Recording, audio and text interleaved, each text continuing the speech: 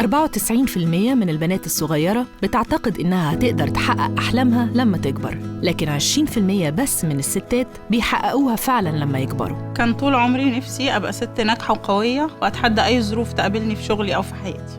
كنت شغالة في شركة كبيرة في قسم المبيعات، وبسبب الظروف الاقتصادية الوحشة اضطروا يمشوا ناس كتير، ولقيت نفسي من غير شغل في الآخر. أنا معايا عربية فكرت أجرها بحيث إن هي تزود دخلي أو يبقى لي دخل جديد.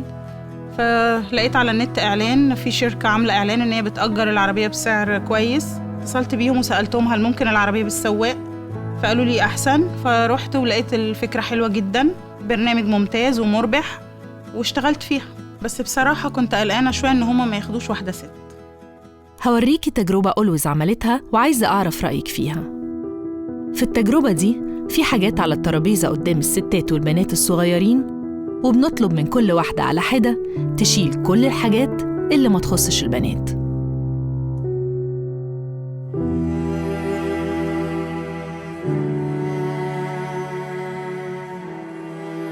لا، شلت كل حاجة. إيه رأيك في التجربة؟ أنا مش هشيل أي حاجة من اللي موجودة دي. أنا مقتنعة إن الست تقدر تعمل كل حاجة ومش محكومة بمهنة معينة. أنا جربت بنفسي أحقق أحلامي وأشتغل وأربي عيالي أحسن تربية كمان. دي الست ب100 راجل يا جماعة.